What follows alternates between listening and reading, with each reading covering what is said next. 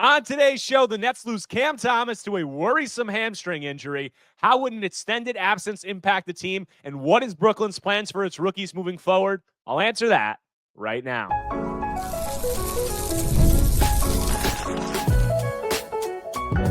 You are Locked On Nets, your daily Brooklyn Nets podcast. Part of the Locked On Podcast Network, your team every day. Welcome in to the Locked On Nets podcast right here on the Locked On Podcast Network. It's your team, the Brooklyn Nets, every single day. I'm Erik Slater, Brooklyn Nets beat reporter for ClutchPoints.com.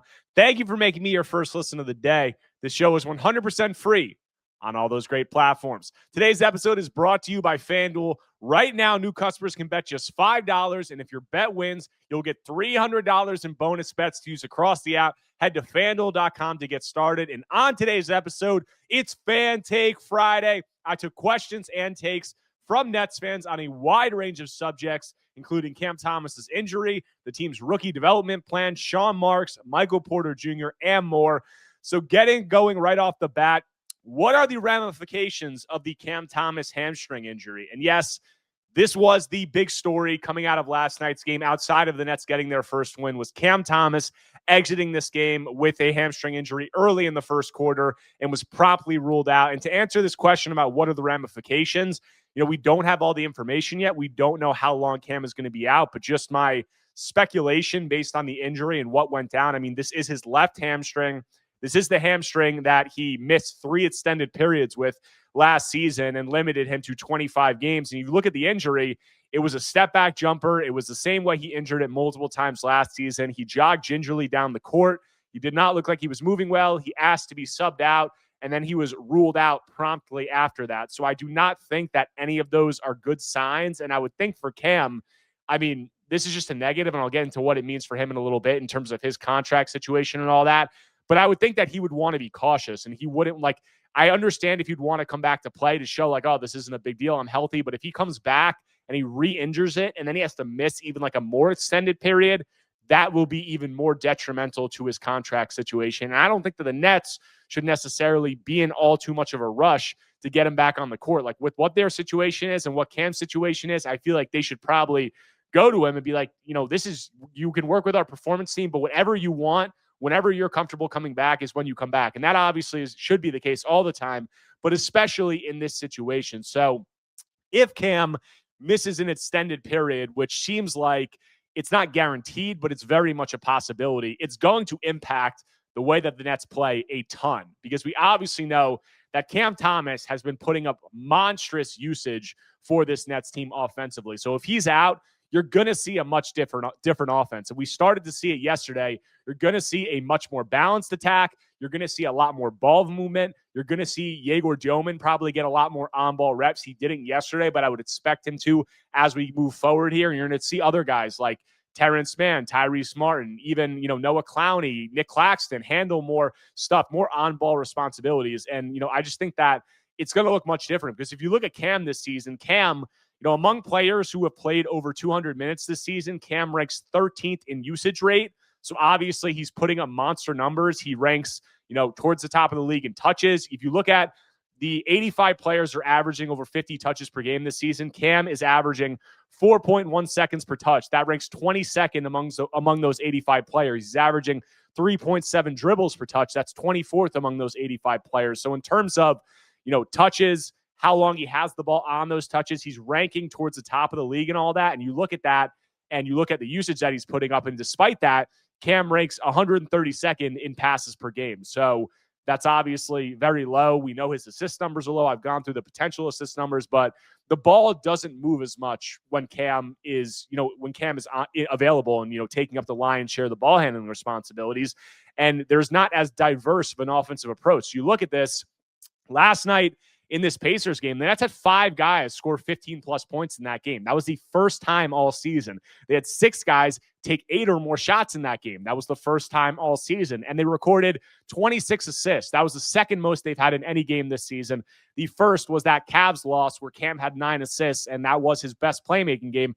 And outside of that, he hasn't really had as much of a balanced approach, and the Nets have never, approached, or they have never recorded 26 assists. They've been close a couple of times, but overall, the ball is going to move a lot more, I think. It's going to be ugly some nights because the Nets just don't have a lot of high-level shot creators outside of Cam Thomas, but I think you're going to see a more diverse approach, and you're also going to see a guy like Yegor Dioman probably get a lot more on-ball reps to try to do some more things. And then defensively, you're just going to see a better defense, I think, because, Cam, this leads into my next question that I got. Will Cam Thomas, presumably missing games, actually help the Nets play a more competitive brand of team basketball to overcome their talent deficiency? We saw it last night against Indiana, but was it just a coincidence they won their first game when Cam essentially did not play? I mean, it's tough to draw conclusions from that because the Nets played a skeleton crew of a Pacers team that was missing, 6 of their top players. So it's going to be much easier for them to compete in that game.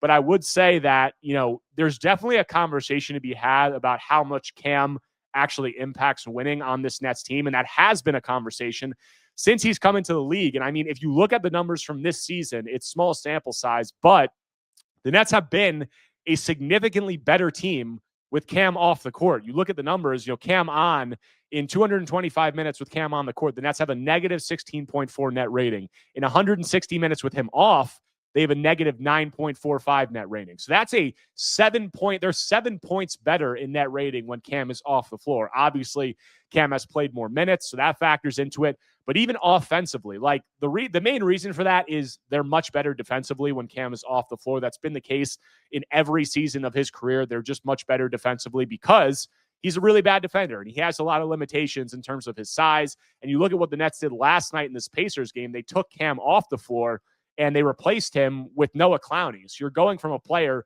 who's 6'2", 6'3", has a lot of struggles in terms of, guarding on switches, guarding on the rotations, and the Nets are trying to do defensively.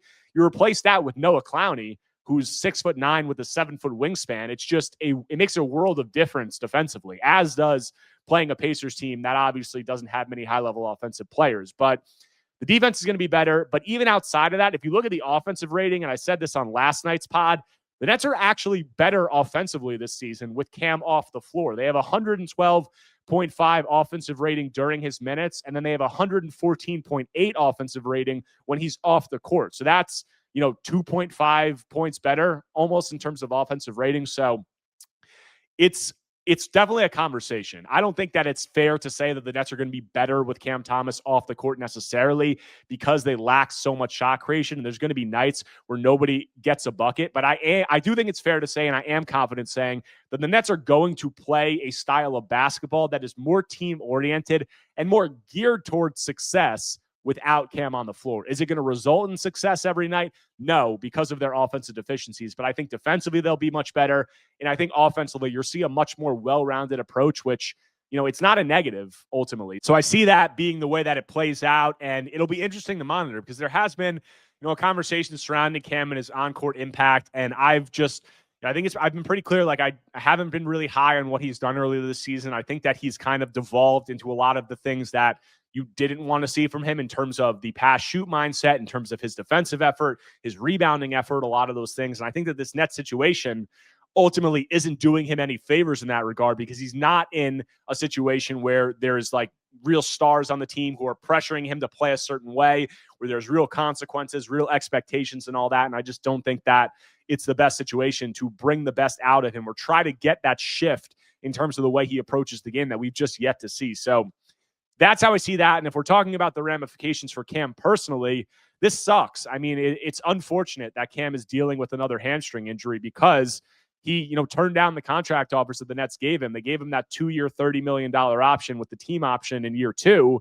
And he turned that down and he made the ultimate bet on himself move. And now I don't think he's really done much in terms of the on-court, way that he's approached the game, the on-court impact to really sway the opinions of front offices. And now if he misses time with a hamstring injury after, only playing 25 games due to 3 injuries in the same hamstring last season, that's really not good. And that's why this was a major risk, because not only do you have to play out of your mind and do all of these things, and improve those less polished aspects of your game to earn the contract that you want, you also have to stay healthy. And there's always injury risk. So that's why I said when Cam turned down the contract, I'm not sure if this is a wise move. I said that I ultimately thought it was going to be a mistake, at least financially. I thought he was going to lose out on money because of it.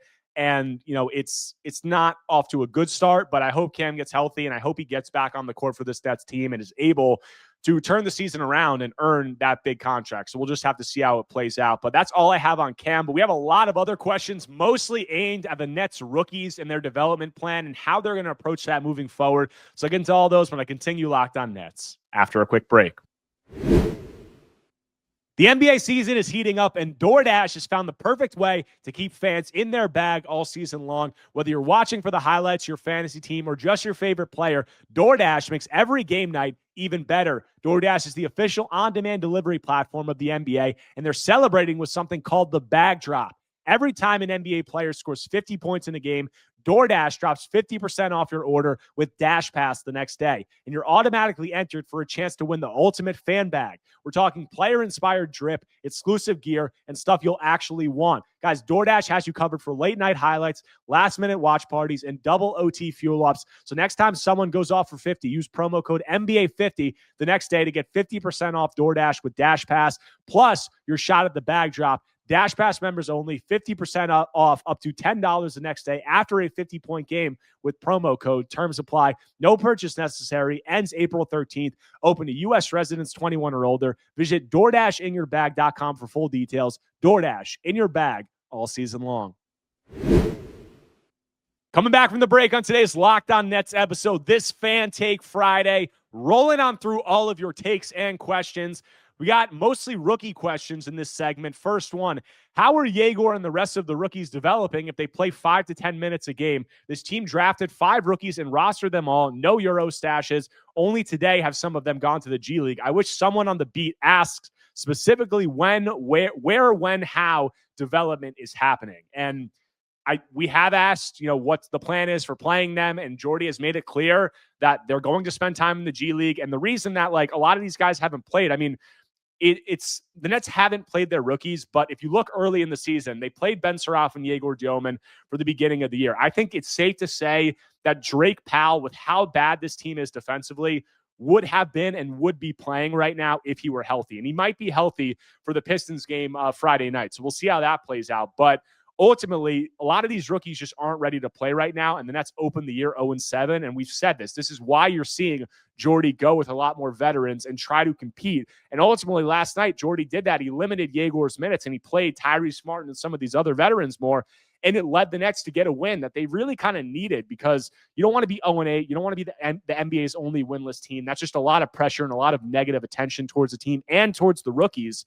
And if you played, if you flip-flopped Yegor and Tyrese Martin in that game last night, there's a pretty decent chance that they don't win, because Yegor was struggling. So Jordy is trying to keep some semblance of sanity in the locker room, some sort of buy-in from the veterans. And to do that, you kind of have to put your money where your mouth is and try to compete and win some of these games rather than always just prioritizing the development of the rookies. Now, how long is that going to go for, and how should that go for?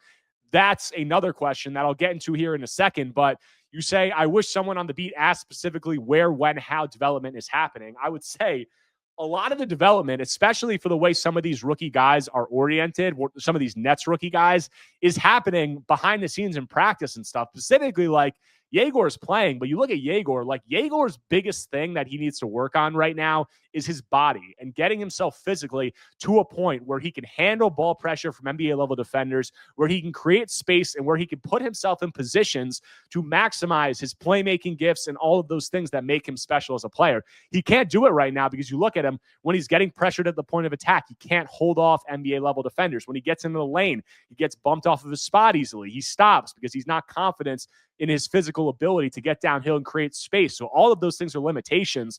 So for a guy like him, for a guy like Nolan Troy, those two, just their weightlifting, their nutrition, their bodies, that's a main part of their development. And then if you talk about the class as a whole and some of these other rookie guys, I think Yegor will start to play more. I think he's going to be, close to probably 20 minutes a night if I had to guess, and that'll probably get even bigger as the year progresses. And then the other guys, Drake is hurt. We'll see what happens with him. But the Nets sent down Nolan Troy, Danny Wolf, and Ben Suraf to the G League on Wednesday. And then the G League team opens their season on Friday.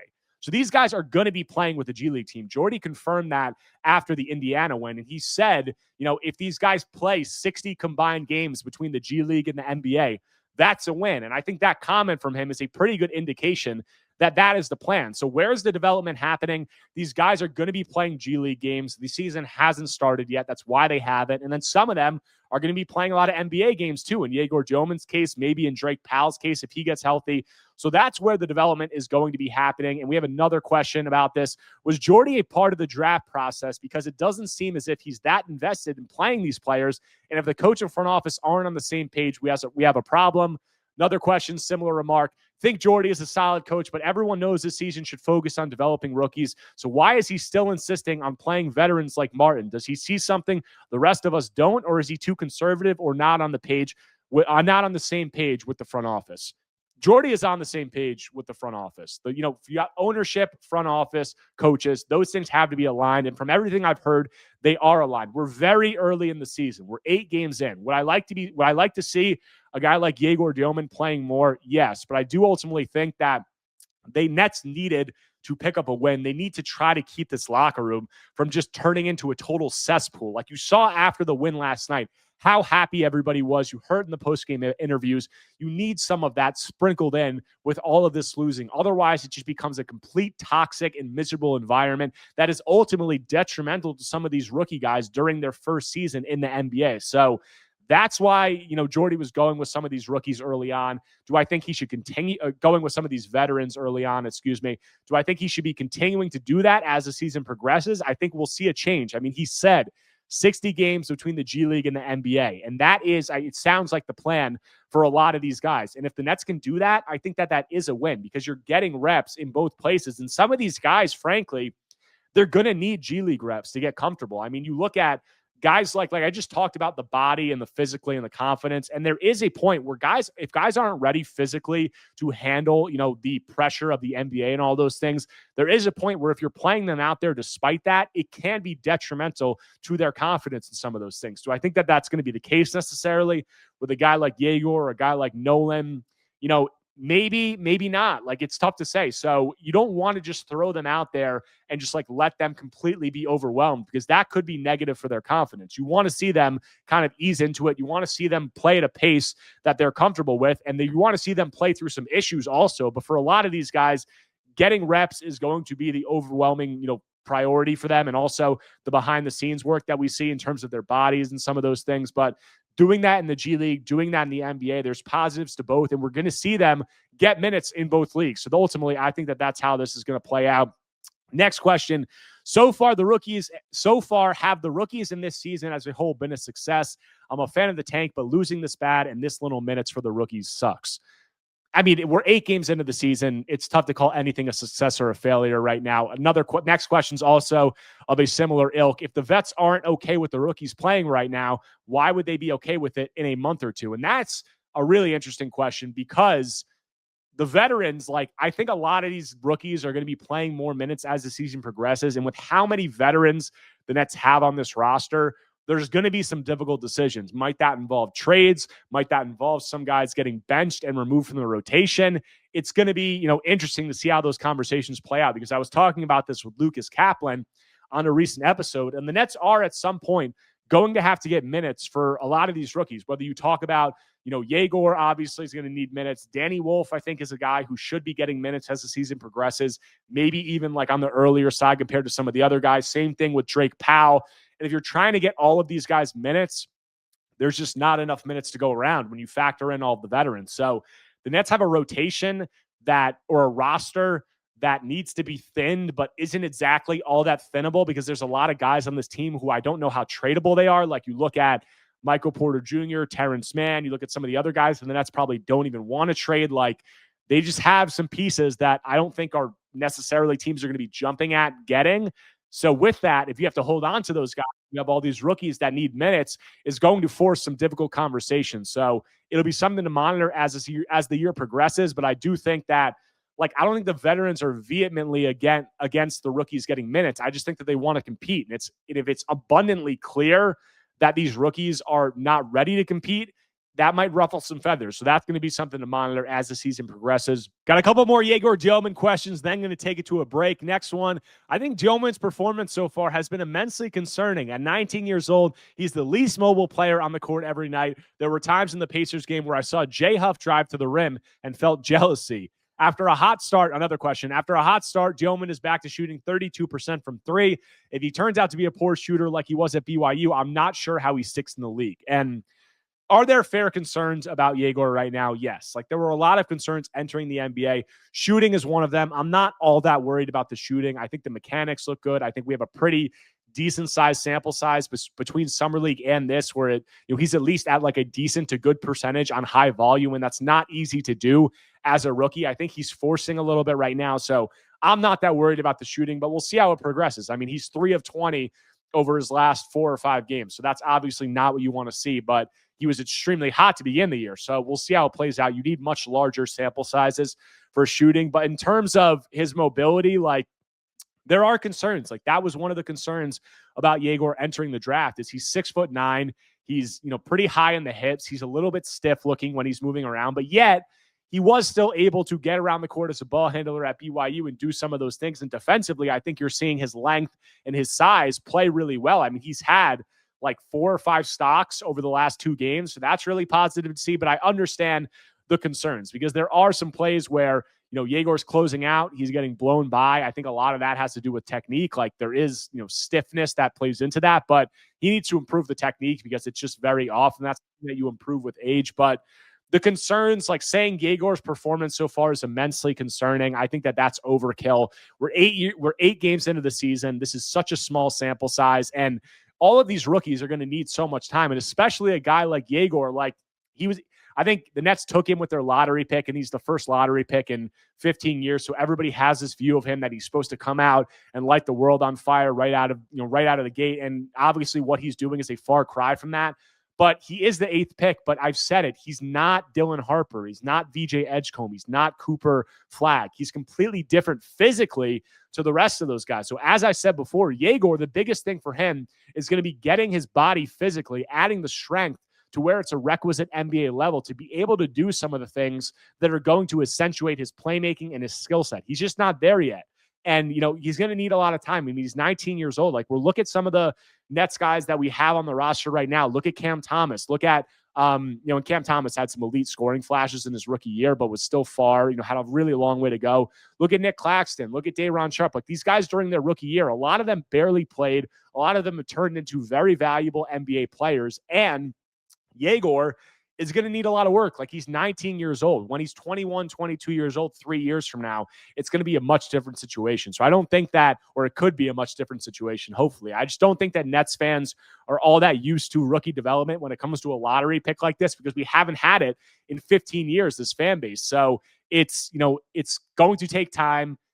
Be patient. I understand there are concerns that I'm not going to say none of them are valid, but it's such a small sample size. Yegor is going to gain more comfort, I think, as the season progresses. We're starting to see that slowly. So it's going to look much different, I think, towards the end of the season than it does right now. And I think that when you get into next season, you'll continue to see progress. And a lot of that is going to be tied to what he's able to do physically. So that's how I'm seeing that. Got a few more questions, some about Sean Marks, some more about the Nets rookies, also Michael Porter Jr. So get into all those when I close out Locked On Nets after a quick break. The NBA is back, and there's no better place to get in on the action than FanDuel, the official sports betting partner of the NBA. Even if you miss the start of the game or just want to ride the hot hand, FanDuel has live bets on everything from who will score next to fourth quarter comebacks. Plus, you can even combine your live bets into a same-game parlay for a shot at a bigger payout. It keeps every game exciting, especially when your team's making that late push. Right now, FanDuel is giving new customers $300 in bonus bets when your first $5 bet wins. So head to FanDuel.com to sign up and play your game with FanDuel, the official sports betting partner of the NBA. This episode is brought to you by Prize Picks. You and I make decisions every day, but on Prize Picks, being right can get you paid. Don't miss any of the excitement of this sports season. Whether you're following the NFL, NBA, or both, there's no better time to jump in on the action. If you haven't tried it yet, Prize Picks is the simplest way to play. Just pick more or less on at least 2 player stats, and if you get them right, you win. It takes less than 60 seconds to make your lineup, and you can play anywhere PrizePicks operates, including California, Texas, and Georgia. Guys, you can use PrizePicks on football Sunday and NBA tip-offs. It keeps every game exciting. You can pick your favorite players like Mahomes or Steph Curry to see how your predictions play out. The new Stacks feature is a game changer. You can now pick more on Steph's points, threes, and assists in the same lineup. Plus, if one of your player leaves early with an injury, the injury reboot saves your lineup from a loss. Download the PrizePicks app today and use code LOCKEDONNBA to get $50 in lineups when you play your first $5 lineup. That's code LOCKEDONNBA for $50 in lineups after your first $5 lineup. PrizePicks. It's good to be right. Coming back from the break, closing out today's Locked On Nets episode on this Fan Take Friday. Rolling on through all your takes and questions. Got some more about the Nets rookies. Why was Ben Surratt sent to the G League? Obviously makes sense they prioritized Yegor since he was the higher pick, but Surratt looks way more NBA ready than Yegor or Traore. P.S. Traore's situation is not looking good. Yeah, I mean, I think they just want Ben to get some reps in the G League. It seems like, I mean, they don't really have a ton of ball handling down there, and putting him in a situation where the Nets can do some things where they want to compete more at the NBA level early in the season and get Ben some reps early in the year in the G League. It's not the worst thing, but I am, a little confused about it. If you're asking why was Ben sent to the G League, it's because I think the Nets saw Ben in the first 5 games at point guard. They thought that he was, the most NBA ready of the rookies, which he might be, but it didn't look pretty. And, Yegor's still up here, even if he's less NBA ready than Ben. He's a much better shooter. So even though he's struggling recently, but I think that plays more at the NBA level, as opposed to like Ben is a better ball handler, but still has a ways to go. Like Yegor has an NBA-ready skill in terms of his shooting. Ben is the best of the Nets rookie ball handlers, but I wouldn't say that he's suited right now to like functionally run an NBA offense. And he obviously has glaring limitations as a shooter, as a finisher right now. Like all of those things just limit what you can do offensively. And the reason that Yegor's still up is that shooting thing. And also he's the lottery pick. So, Ben being sent down, they saw him play in those 5 games, and it seems like they said, we need to try to compete right now. We need to try to keep some of these veterans invested. And they made a decision that going with guys like Terrence Mann, like Tyrese Martin, like kind of ball handling by committee outside of what Yegor is doing, that was a much better path to competing right now. And that's true. But is that the way that they should be going about it? Like, that's up for debate. But I think that we'll see Surratt from the NBA as the year progresses. They're just trying to compete right now. And they decided that they have better ways to do that. And if they can get Surratt reps in the G League, they might as well do that. And you can accomplish kind of 2 things at one time. So that's how I'm seeing that. Next question. Why is Danny Wolf even being considered a power forward? He's the tallest and biggest player on the entire team. He's too slow-footed to guard the quicker 4s in the league, and he is the perfect 5-man for what Jordy runs on offense. Why is this even a question? It's a question because you look at what Danny did at Michigan, and he was pretty much a point guard for most of the season or large stretches of the season. He has this ball handling ability. He has this passing ability. I don't necessarily think that he's completely too slow-footed to guard quicker 4s. Like, I think he'll struggle, but I do think that he'll also have struggles at center. I think that he's better suited to play center, so I agree with you in that regard, but I don't really see why you would want to pigeonhole him just into one or the other right now. I think the Nets are going to play him in the G League. They're going to collect some data as they did with Noah Clowney, and I think they'll come to a decision. But his offensive skill set is so much more diverse and so much more well-rounded than Noah's that I think that he will be able to play both positions. I think they'll need to, make a decision on which position they want to prioritize for him. But for a player with his, offensive skills in terms of his ball handling, his ability to be a connector as a passer, his shooting, I don't really see why you would limit him to one position right now. So that's why. Next question. If none of these 5 rookies play or even show significant progress this season, do you let Sean Marks make that crucial 2026 top draft pick?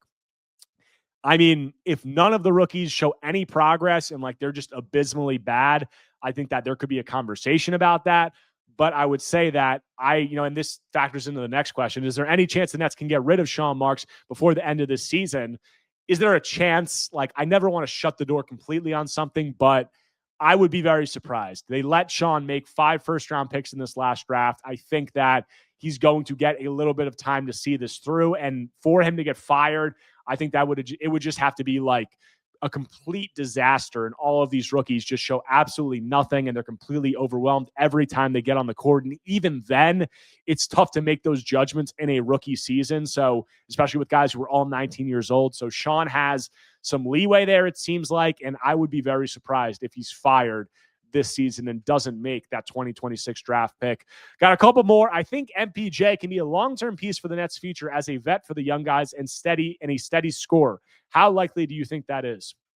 I think it's possible. Like I've said, like MPJ is young enough to where he can be a part of this next iteration. Like he's 27 going on 28. He obviously is going to be an expiring contract next season. So if the Nets hold him and they're not able to trade him or they like what they see from him, they could re-sign him to a more team-friendly deal and make him a piece moving forward. How likely do I think that is? I would say it's probably more likely that he's not a part of the next iteration just because he was a salary dump they got. Like he's very talented. I think he fits some of what they want to do, but you know, he takes a lot of really hard shots. Like he's not a good defender at all. Like I think we saw him be more serious in that Pacers game. So if the Nets can get that out of him more consistently, I think that could be a conversation. But with how young their team is, I just think that there's a good chance next season that he's probably a trade piece, whether, you know, as a salary dump, whether it's just like a guy that you're sending to another team where you can get some kind of asset back and maybe you take back money that's more long-term, but players are younger and you see more potential in them and they fit your timeline better, or he could be a salary matcher in a trade for a star. So I think all of those things are on the table, but I'd be, you know, I think it's more likely that he's not a piece of the long-term rebuild as opposed to being a part of this team's next iteration. Last question I got: any chance Kobe Buffkin can still be on a two-way for Brooklyn, considering we are redshirting Gagor, Nolan, and Ben? Also, any chance of a Gigi Jackson trade to Brooklyn, maybe involving Haywood Highsmith to Memphis? Kobe Buffkin, I've said this, like, I don't think there's any chance. They traded for him. He's a former first-round pick not too long ago. They cut him, which, you know, signals that they were not high on him whatsoever. So him coming back would make no sense for the Nets or for him. And then you talk about Gigi Jackson, you know, a trade for Haywood Highsmith. Like, Gigi is really young. Like, he's shown some promise in Memphis. Haywood Highsmith to them, you know, for him, I don't think that's something that Memphis is really entertaining. So I don't, you know, pretty random trade to throw out there. I don't really see that as too much of a possibility. But that's all I have for today's episode of Locked On Nets, this Fan Take Friday. Thank you to all of you who submit questions, continue to participate. I really enjoy doing these mailbag episodes, and I'm getting a lot of fan participation and positive responses to them. So appreciate all of you for that. If you guys do not already, make sure to subscribe to Locked On Nets on YouTube or wherever you get your podcasts, whether Apple Podcasts or Spotify. If you enjoy the content, take a second, smash that like button, leave a comment, leave a 5-star review. Anything you can do to engage is much appreciated. We got the Nets playing the Pistons on Friday, then we got the Knicks on Sunday at MSG. So I'll have coverage of all that and more when I'm back on Monday talking more Brooklyn Nets basketball.